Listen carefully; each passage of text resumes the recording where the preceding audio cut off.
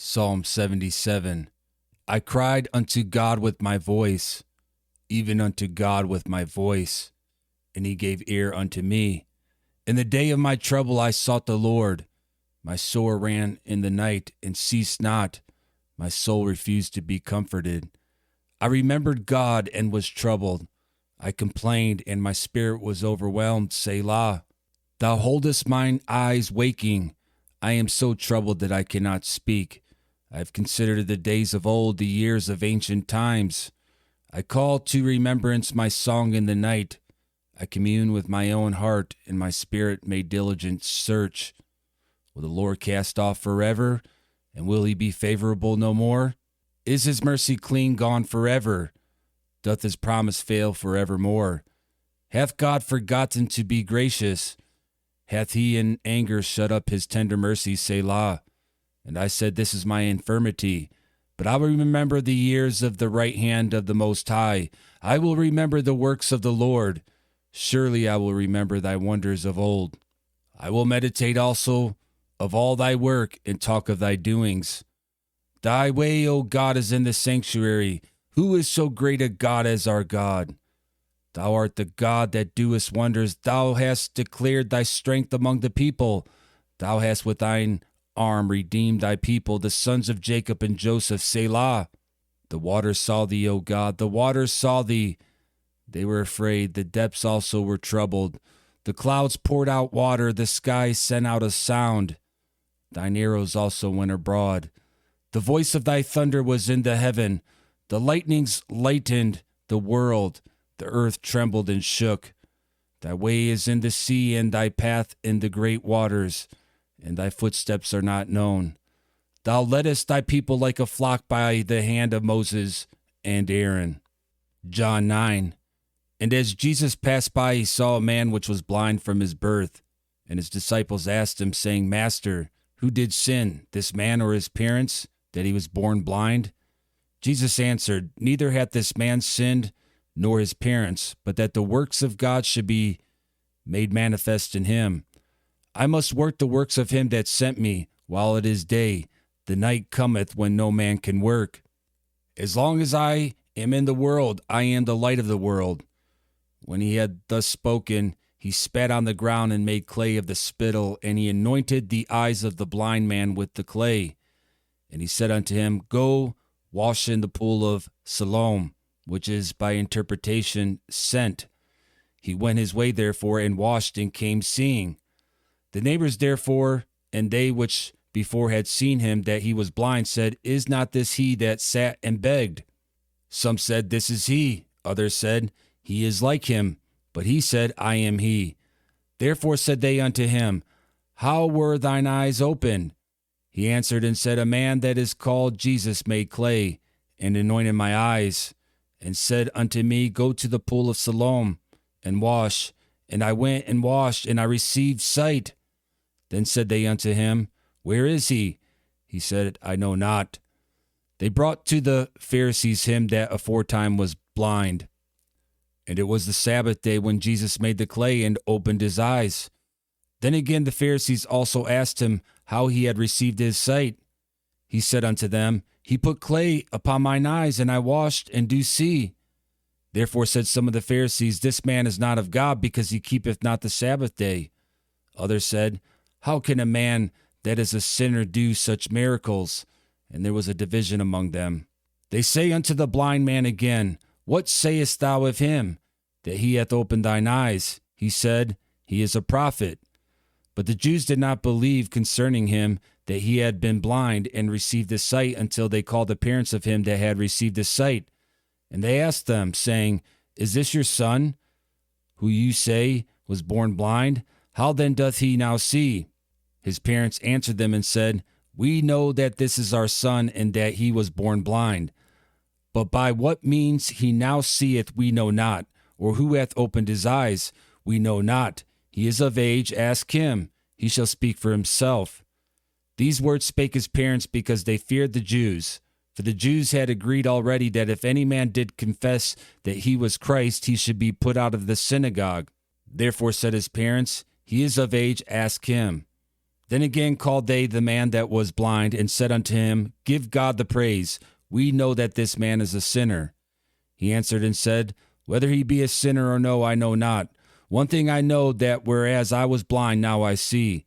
Then said they to him again, What did he to thee? How opened he thine eyes? And he answered them, I have told you already, and you did not hear. Wherefore would ye hear it again? Will ye also be his disciples? Then they reviled him and said, Thou art his disciple, but we are Moses' disciples. We know that God spake unto Moses. As for this fellow, we know not from whence he is. The man answered and said unto them, Why, herein is a marvelous thing, that you know not from whence he is, and yet he hath opened mine eyes. Now we know that God heareth not sinners, but if any man be a worshipper of God and doeth his will, him he heareth. Since the world began, was it not heard that any man opened the eyes of one that was born blind? If this man were not of God, he could do nothing. They answered and said unto him, Thou wast altogether born in sins, and dost thou teach us? And they cast him out. Jesus heard that they had cast him out, and when he had found him, he said unto him, Dost thou believe on the Son of God? He answered and said, Who is he, Lord, that I might believe on him? And Jesus said unto him, Thou hast both seen him, and it is he that talketh with thee. And he said, Lord, I believe. And he worshipped him. And Jesus said, For judgment I am come into this world, that they which see not might see, and that they which see might be made blind. And some of the Pharisees which were with him heard these words, and said unto him, Are we blind also? Jesus said unto them, If you were blind, you should have no sin, but now ye say, We see, therefore your sin remaineth.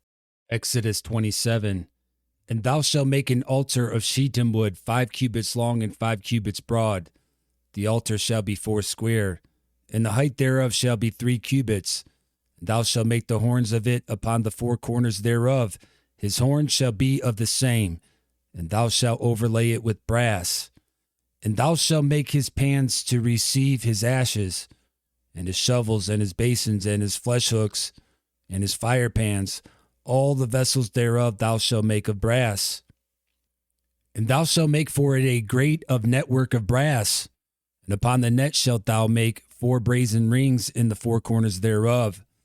And thou shalt put it under the compass of the altar beneath, that the net may be even to the midst of the altar.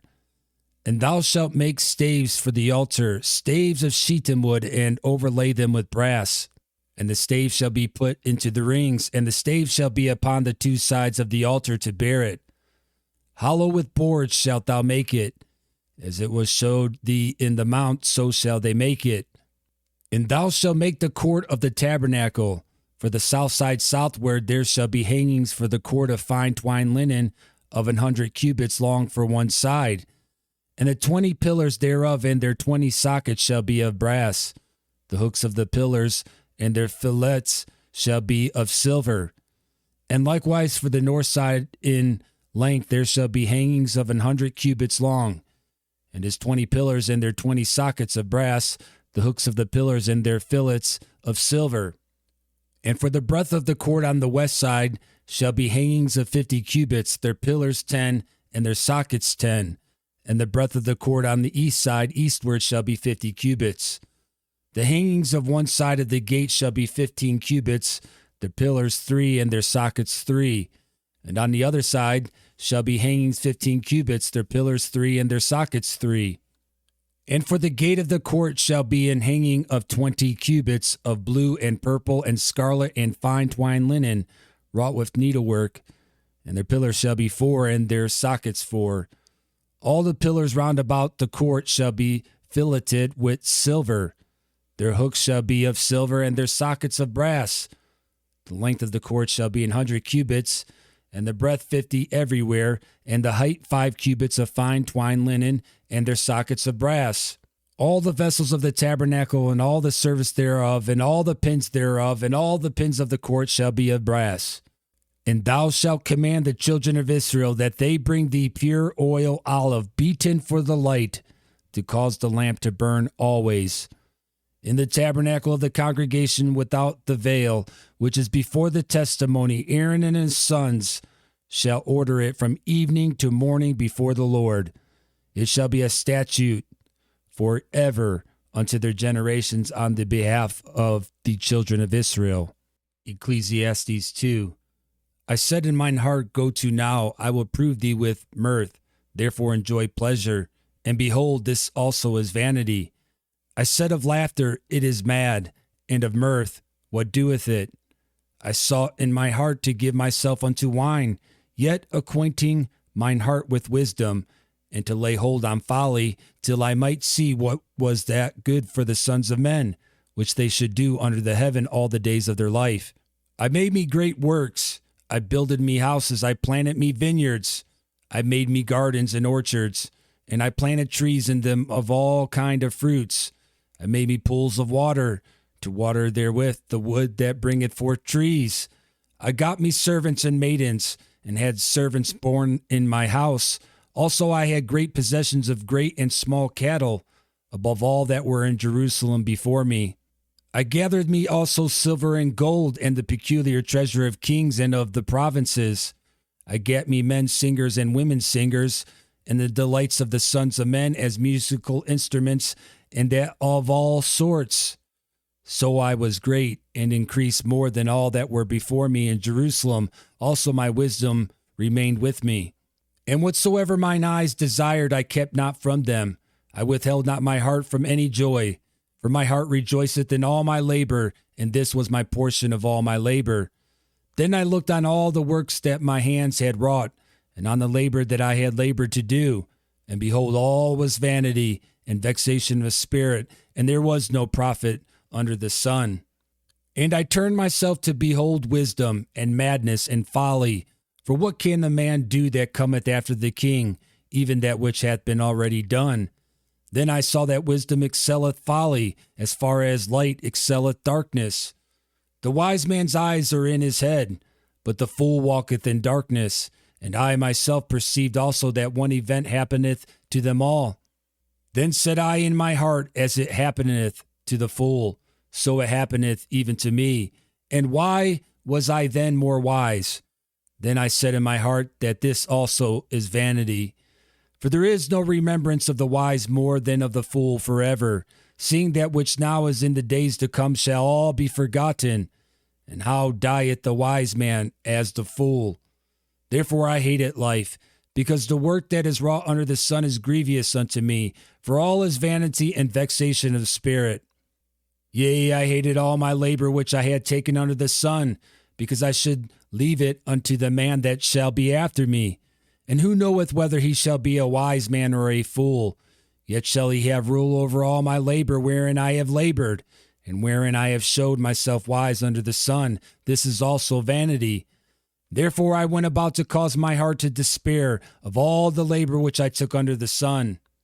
For there is a man whose labor is in wisdom and in knowledge and in equity, yet to a man that hath not labored therein shall he leave it for his portion? This also is vanity and a great evil. For what hath man of all his labor, and of the vexation of his heart, wherein he hath labored under the sun? For all his days are sorrows, and his travail grief. Yea, his heart taketh not rest in the night. This is also vanity. There is nothing better for a man, that he should eat and drink, and that he should make his soul enjoy good in his labor. This also I saw, that it was from the hand of God. For who can eat, or who else can hasten hereunto more than I? For God giveth to a man that is good in his sight wisdom and knowledge and joy, but to the sinner he giveth travail, to gather and to heap up, that he may give to him that is good before God. This also is vanity and vexation of spirit.